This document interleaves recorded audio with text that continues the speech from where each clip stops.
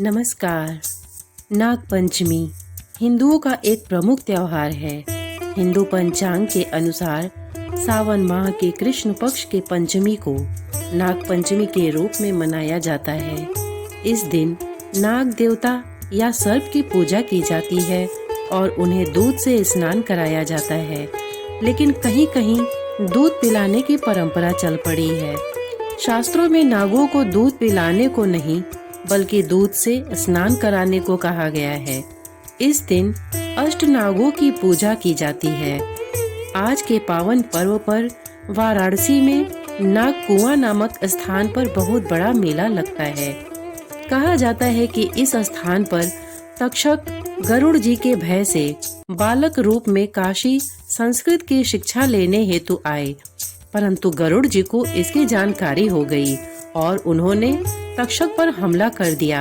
परंतु अपने गुरु जी के प्रभाव से गरुड़ जी ने तक्षक नाग को अभय दान कर दिया। उसी समय से यहाँ नाग पंचमी के दिन से नाग की पूजा की जाती है। यह मान्यता है कि जो भी नाग पंचमी के दिन यहाँ पूजा अर्चना कर नाग कुआं का दर्शन करता है, उसके जन्म कुंडली के सर्प दोष का निवारण हो जाता है। नाग पंचमी के ही दिन अनेकों गांव व कस्बों में कुश्ती का आयोजन होता है, जिसमें आसपास के पहलवान भाग लेते हैं। आइए जानते हैं नाग पंचमी की कथा के बारे में। प्राचीन काल में एक सेठ जी के 7 पुत्र थे। सातों के विवाह हो चुके थे। सबसे छोटे पुत्र की पत्नी श्रेष्ठ चरित्र की विदुषी और सुशील थी, परंतु उसके भाई नहीं था। एक दिन बड़ी बहू ने घर लीपने को पीली मिट्टी लाने के लिए सभी बहुओं को साथ चलने के लिए कहा, तो सभी डलिया और खुरपी लेकर मिट्टी खोदने लगी। तभी वहाँ एक सर्प निकला, जिसे बड़ी बहू खुरपी से मारने लगी। यह देखकर छोटी बहू ने उसे रोकते हुए कहा, मत मारो इसे, यह बेचारा निरपराध है। यह सुनकर बड़ी बहू ने उसे नहीं मारा। तब सर्प एक ओर जाकर बैठ गया। तब छोटी बहू ने उससे कहा, हम अभी लौट कर आती हैं, तुम यहाँ से जाना मत। ये कहकर वह सबके साथ मिट्टी लेकर घर चली गई और वहाँ कामकाज में फंसकर सर्प से जो वादा किया था उसे भूल गई। उसे दूसरे दिन वह बात याद आई तो सबको साथ लेकर वहाँ पहुँची और सर्प को उस स्थान पर बैठा देखकर बोली, सर्प भैया नमस्कार। सर्प ने कहा, तू भैया कह चुकी है इसलिए तुझे छोड़ देता हूँ, नहीं तो झूठी बात कहने के कारण तुझे अभी डस लेता। वो बोली, भैया मुझसे गलती हो गई, उसकी क्षमा मांगती हूँ। तब सर्प बोला, अच्छा तू आज से मेरी बहन हुई और मैं तेरा भाई हुआ, तुझे जो मांगना है मांग ले। वह बोली, भैया मेरा कोई नहीं है, अच्छा हुआ जो तू मेरा भाई बन गया। कुछ दिन व्यतीत होने पर वह सर्प मनुष्य का रूप रखकर उसके घर आया और बोला कि मेरी बहन को भेज दो। सबने कहा कि इसके तो कोई भाई नहीं था, तो वह बोला, मैं दूर के रिश्ते में इसका भाई हूँ, बचपन में ही बाहर चला गया था। उसके विश्वास दिलाने पर घर के लोगों ने छोटी को उसके साथ भेज दिया। उसने मार्ग में बताया कि मैं वही सर्प हूँ, इसलिए तू डरना नहीं और जहाँ चलने में कठिनाई हो वहाँ मेरी पूंछ पकड़ लेना। उसने कहे अनुसार ही किया और इस प्रकार वो उसके घर पहुँच गई। वहाँ की धन ऐश्वर्य को देखकर वह चकित हो गई। एक दिन सर्प की माता ने उससे कहा, मैं एक काम से बाहर जा रही हूँ, तू अपने भाई को ठंडा दूध पिला देना। उसे ये बात ध्यान न रही और उसने गर्म दूध पिला दिया, जिससे उसका मुंह बेतरह जल गया।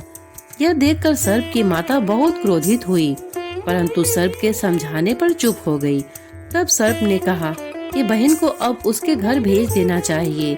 तब सर्प और उसके पिता ने उसे बहुत सा सोना चांदी जवाहरात वस्त्र आभूषण आदि देकर उसके घर पहुंचा दिया। इतना ढेर सारा धन देखकर बड़ी बहू ने ईर्ष्या से कहा, भाई तो बड़ा धनवान है, तुझे तो उससे और भी धन लाना चाहिए। सर्प ने यह वचन सुना तो सब वस्तुएं सोने की लाकर दे दी। यह देखकर बड़ी बहू ने कहा, इन्हें झाड़ने की झाड़ू भी सोने की होनी चाहिए। तब सर्प ने झाड़ू भी सोने की लाकर रख दी। सर्प ने छोटी बहू को हीरा मड़ियों का एक अद्भुत हार दिया था। उसकी प्रशंसा उस देश की रानी ने भी सुनी और वो राजा से बोली कि सेठ की छोटी बहू का हार यहाँ आना चाहिए। राजा ने मंत्री को हुक्म दिया कि उससे वह हार लेकर शीघ्र उपस्थित हो। मंत्री ने सेठ जी से जाकर कहा कि महारानी जी छोटी बहू का हार पहनेंगी, वो उससे लेकर मुझे दे दो। सेठ जी ने डर के कारण छोटी बहू से हार मंगाकर दे दिया। छोटी बहू को यह बात बहुत बुरी लगी। उसने अपने सर्प भाई को याद किया और आने पर प्रार्थना की, भैया रानी ने हार छीन लिया है, तुम कुछ ऐसा करो कि जब वो हार उसके गले में रहे तब तक के लिए सर्प बन जाए और जब वो मुझे लौटा दे तब हीरो और मड़ियों का हो जाए। सर्प ने ठीक वैसा ही किया। जैसे ही रानी ने हार पहना वैसे ही वह सर्प बन गया। यह देखकर रानी चीख पड़ी और रोने लगी। यह देखकर राजा ने सेठ के पास खबर भेजी कि छोटी बहू को तुरंत भेजो। सेठ जी डर गए कि राजा न जाने क्या करेगा। वे स्वयं छोटी बहू को साथ लेकर उपस्थित हुए। राजा ने छोटी बहू से पूछा, तूने क्या जादू किया है? मैं तुझे दंड दूंगा। छोटी बहू बोली, राजन धृष्टता क्षमा कीजिए, यह हार ही ऐसा है कि मेरे गले में हीरो और मड़ियों का रहता है और दूसरे के गले में सर्प बन जाता है। यह सुनकर राजा ने वो सर्प बना हार उसे देकर कहा, अभी पहन कर दिखाओ। छोटी बहू ने जैसे ही उसे पहना वैसे ही हीरो मड़ियों का हो गया। यह देखकर राजा को उसकी बात पर विश्वास हो गया और उसने प्रसन्न होकर उसे बहुत सी मुद्राएं भी पुरस्कार में दी। छोटी वह हार और गहनों सहित घर लौट आई।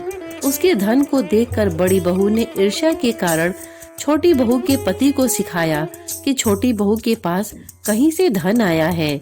यह सुनकर उसके पति ने पत्नी को बुलाकर कहा, ठीक ठीक बता कि ये धन तुझे कौन देता है।